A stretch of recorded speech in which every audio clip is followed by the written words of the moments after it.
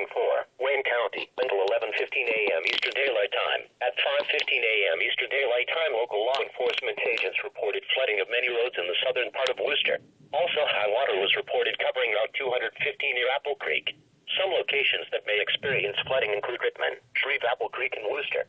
Do not drive your vehicle into areas where the water covers the roadway. The road may be washed out.